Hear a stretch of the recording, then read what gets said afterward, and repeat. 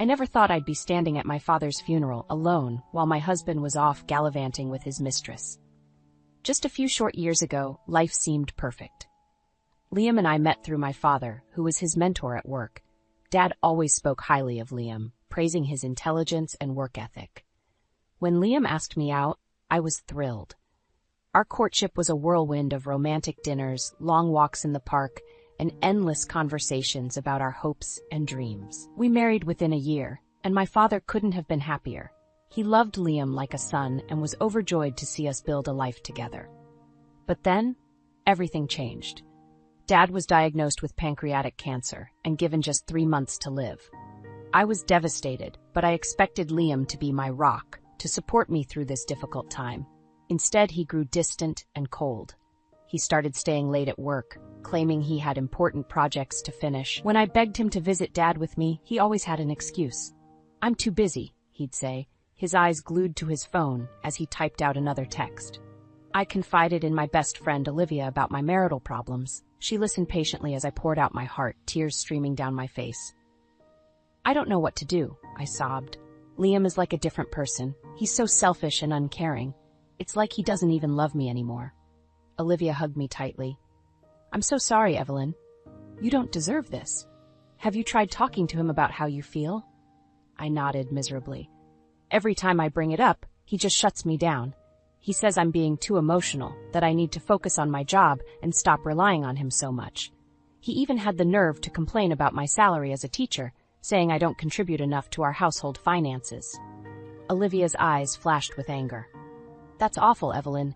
He has no right to treat you that way, especially not now." Despite my best efforts, Liam remained unmoved. When Dad started an experimental treatment, I hoped it might buy us more time together. I visited him alone, praying that Liam would have a change of heart, and for a brief moment, it seemed like he did. He agreed to visit Dad with me just once. But the entire time, he was glued to his phone, texting someone with a smirk on his face. He barely said 2 words to Dad, who looked so frail and weak in his hospital bed. A few days later, I received the call I'd been dreading. Dad had taken a turn for the worse. I rushed to the hospital, my heart pounding in my chest, but it was too late. He was gone before I arrived, leaving me heartbroken and alone. When I called Liam to tell him the news, he barely reacted. "I'm sorry for your loss," he said flatly, "but I can't make it to the funeral. I have a business trip." I couldn't believe what I was hearing. My father, the man who had been like a second dad to him, was dead, and all he could think about was work. But the final blow came when I was leaving for the funeral. Liam pressed a $1 bill into my hand, a smirk on his face.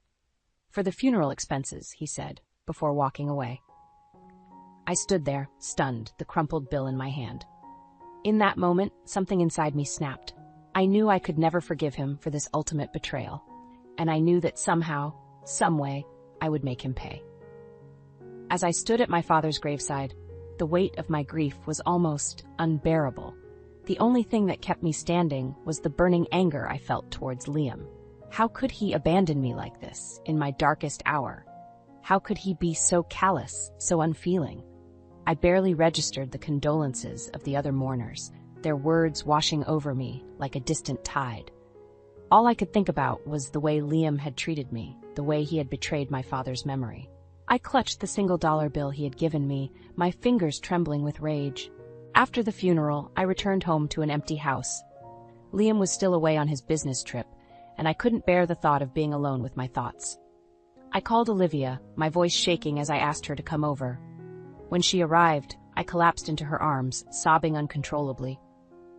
"I can't do this anymore," I choked out. "I can't be married to a man who treats me like this." Olivia rubbed my back soothingly. "I know, honey. I'm so sorry you're going through this, but you're not alone. I'm here for you, no matter what." We sat together on the couch, sipping tea and talking for hours. Olivia listened patiently as I poured out my heart, my anger and grief spilling out in equal measure. "I just don't understand how he could be so cruel," I said. "My father loved him like a son, and this is how he repays him?" Olivia's eyes narrowed. "You know, Evelyn, I've been thinking. What if there's more to this than meets the eye? What if Liam is hiding something from you?" I frowned. "Like what?" "Like an affair." Olivia said bluntly. It would explain why he's been so distant, why he's always on his phone, and why he didn't want to visit your dad in the hospital. I felt like I had been punched in the gut. An affair? Could it be true? I thought back to all the late nights at work, the secretive texts, the way Liam had pulled away from me. It all started to make a twisted kind of sense.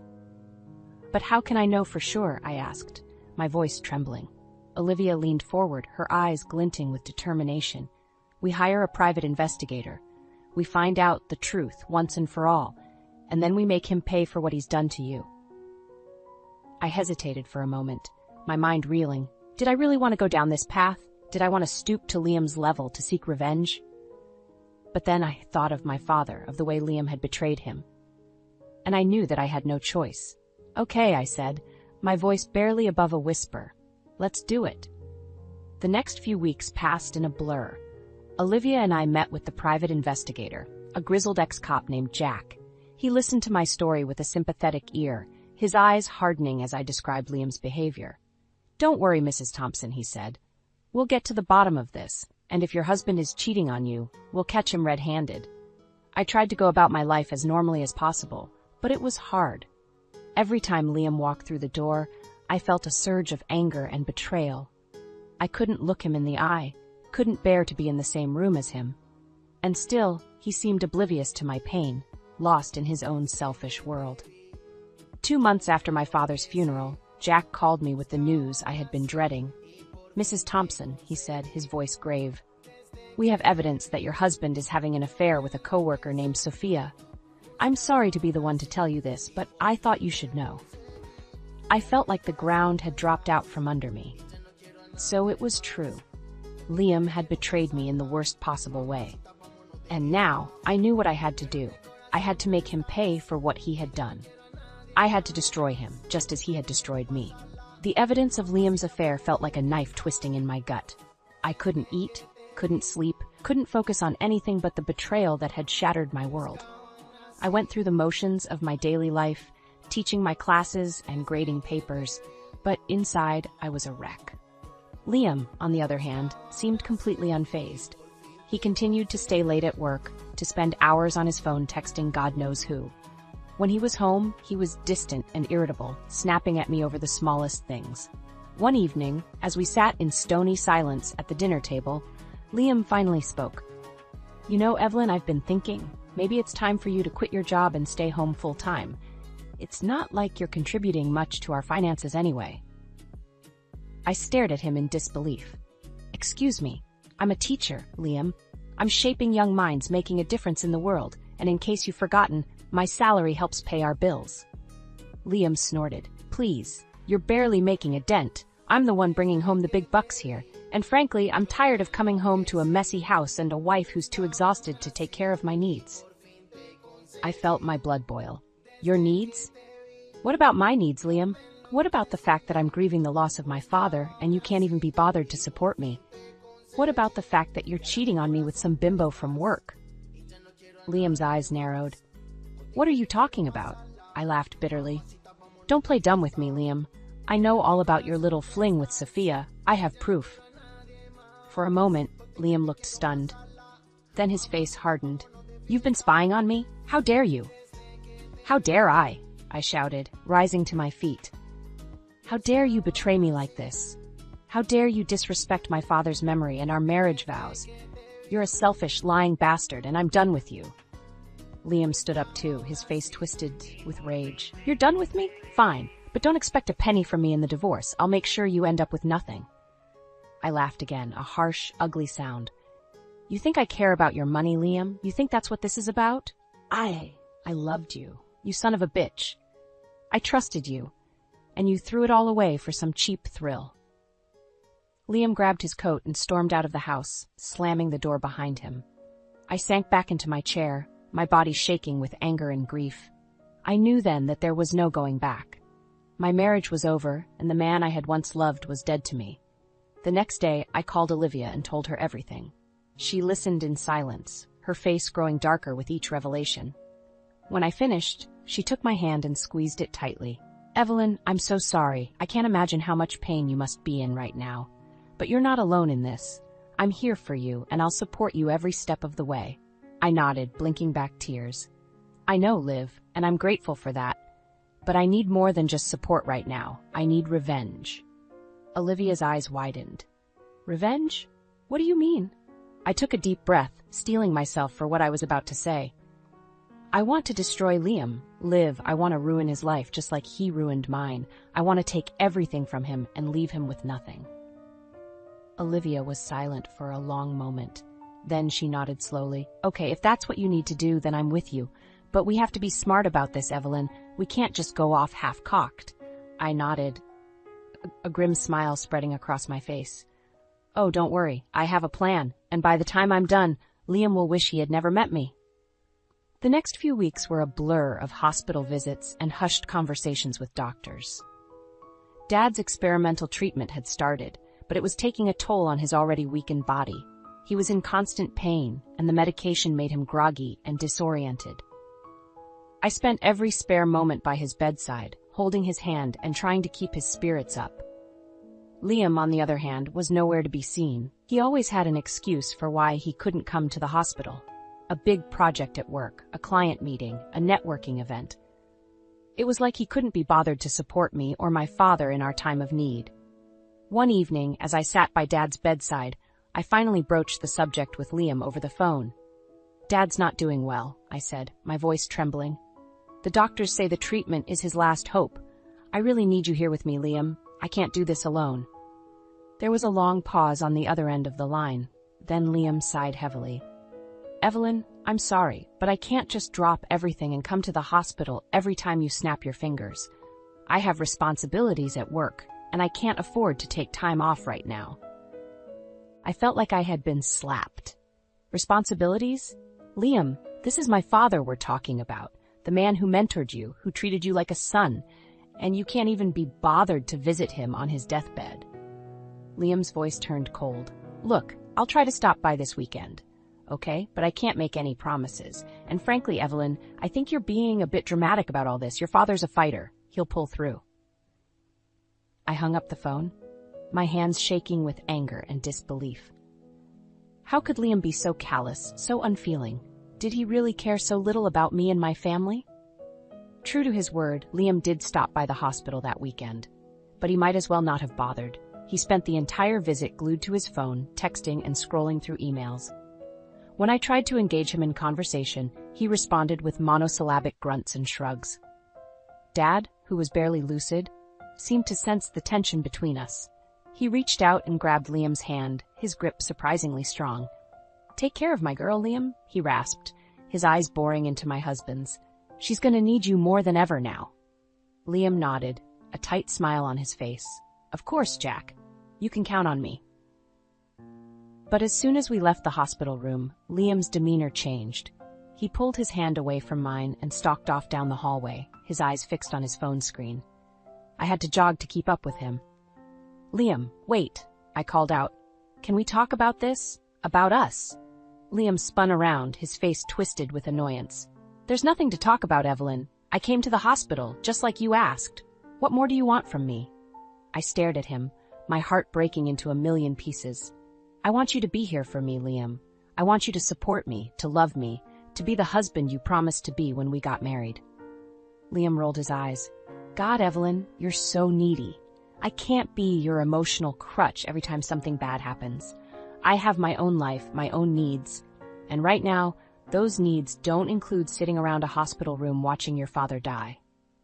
With that, he turned and walked away, leaving me standing alone in the hallway, tears streaming down my face. In that moment, I knew that my marriage was truly over. Liam had shown his true colors, and they were ugly and selfish and cruel.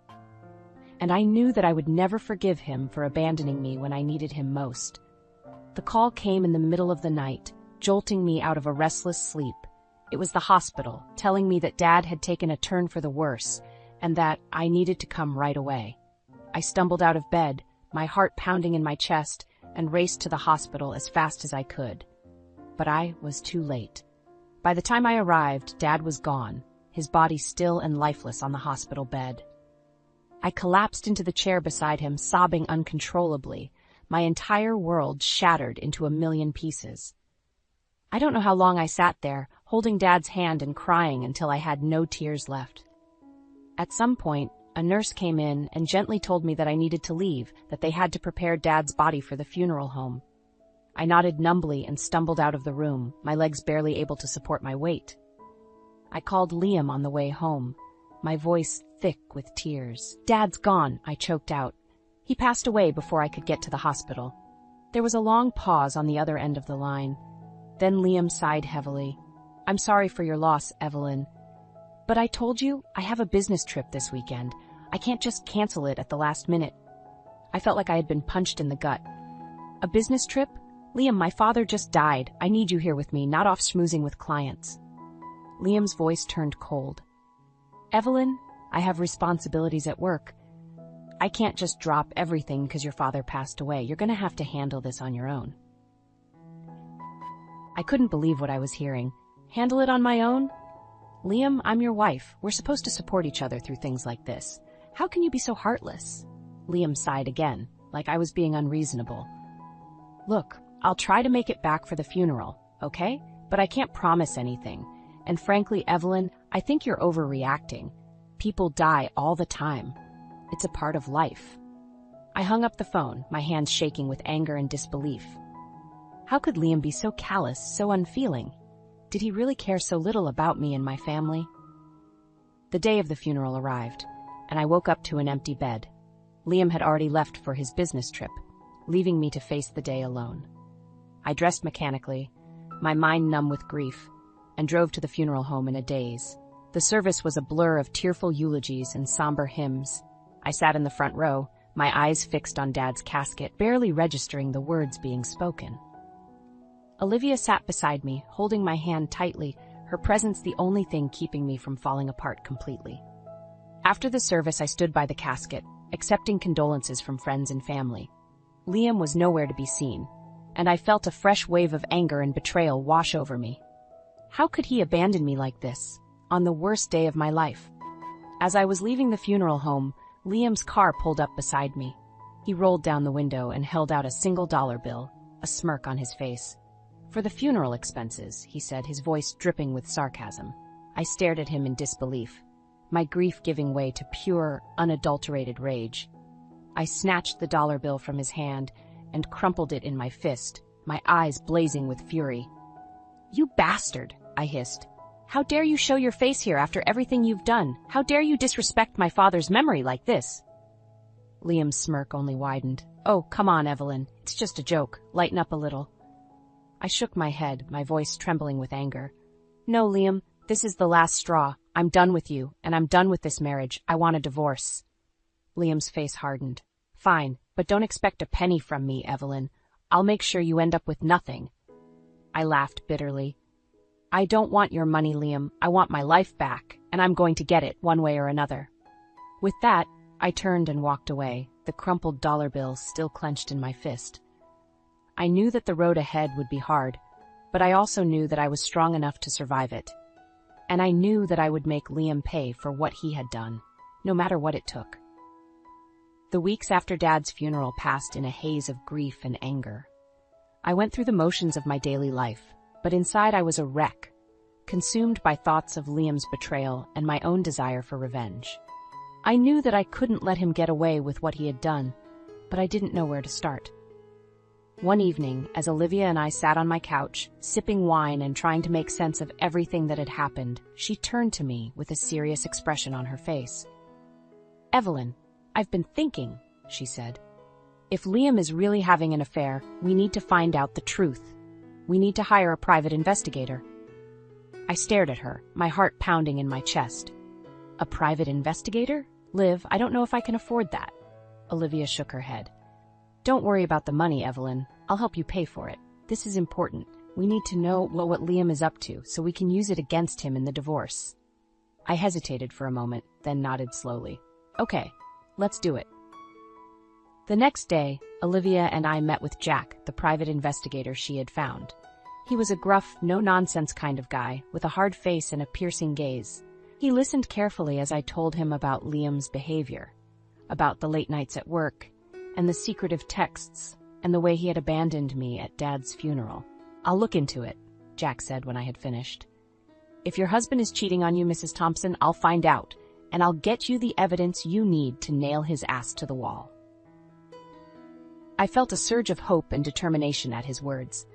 Finally, someone was on my side. Someone who understood what I was going through and was willing to help me fight back. For the next 2 months, Jack worked tirelessly on my case, tailing Liam and gathering evidence of his affair.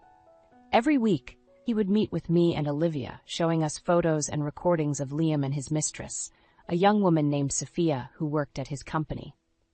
I felt sick to my stomach every time I saw them together, laughing and touching and looking at each other with lust in their eyes. But I also felt a fierce sense of satisfaction, knowing that I had the proof I needed to destroy Liam once and for all. Finally, Jack called me with the news I'd been waiting for. Mrs. Thompson, I have everything I need, he said. Your husband has been having an affair with Sophia for months, and I have the evidence to prove it. It's time to confront him and take him down. I felt a rush of adrenaline at his words. This was it. This was my chance to make Liam pay for what he had done, to take back my life and my dignity. I called Olivia and told her the news, my voice shaking with excitement and nerves. It's time, Liv, I said. It's time to take that bastard down. Olivia let out a whoop of joy. Hell yes, it is. What's the plan? I took a deep breath, my mind racing with possibilities. And then it hit me.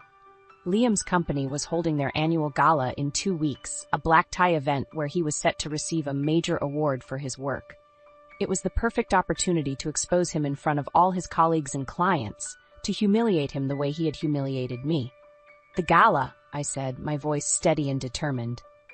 We're going to confront him at the gala, in front of everyone. We're going to show them all what a lying, cheating scumbag he really is. Olivia was silent for a moment, then let out a low whistle. Damn, Evelyn, that's bold.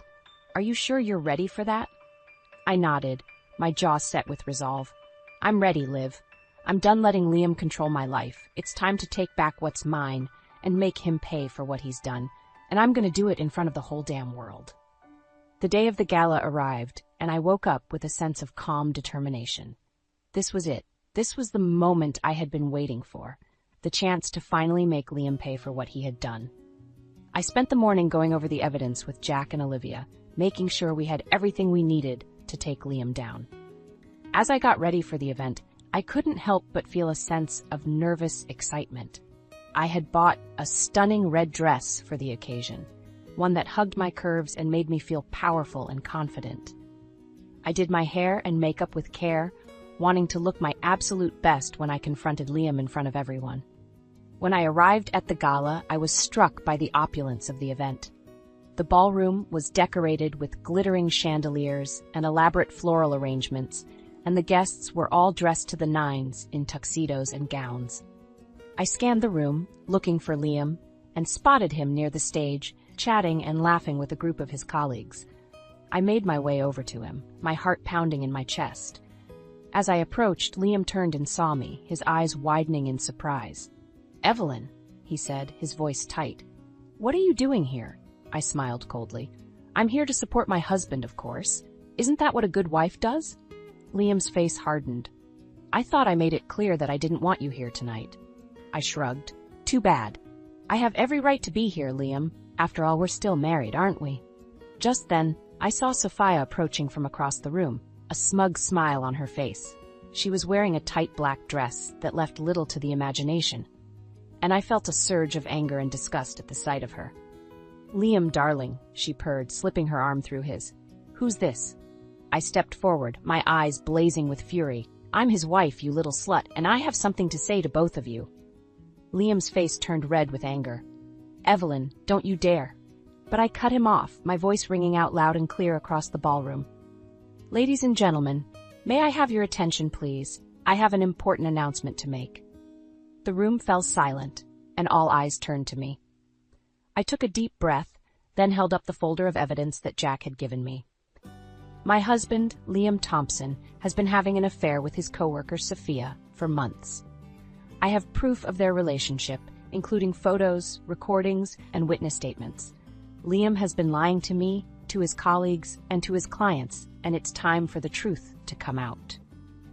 There was a collective gasp from the crowd, and I saw Liam's face turn pale with shock and fear. Sophia's mouth dropped open, and she took a step back, her eyes darting around the room. I continued, my voice shaking with emotion. Liam, you have betrayed me in the worst possible way. You abandoned me when I needed you most, when I was grieving the loss of my father. You gave me $1 for his funeral expenses, like it was some kind of sick joke. And all the while you were sleeping with this woman behind my back, making a fool out of me and our marriage. I turned to Sophia, my eyes narrowed with contempt. And you, Sophia, how dare you come between a husband and wife? How dare you steal another woman's man and flaunt it in her face like it's something to be proud of? You're nothing but a homewrecker and a whore. The room erupted into chaos, with people shouting and pointing and whispering to each other. I saw Liam's boss approaching, his face red with anger, and I knew that Liam's career was over. He would be fired, disgraced, and humiliated, just like he deserved. I turned to leave, my head held high, but Liam grabbed my arm, his fingers digging into my skin. You bitch, he hissed. You've ruined everything. I'll make you pay for this, I swear to God. I yanked my arm away, my eyes blazing with triumph. You already have, Liam. You ruined our marriage, our life together. And now I'm going to ruin you. Goodbye, Liam. I hope you rot in hell. And with that, I walked out of the ballroom, feeling like a weight had been lifted off my shoulders. I had done it. I had gotten my revenge, and I had taken back my life. And I knew that no matter what happened next, I would never let anyone hurt me like that again. The fallout from the gala was swift and brutal.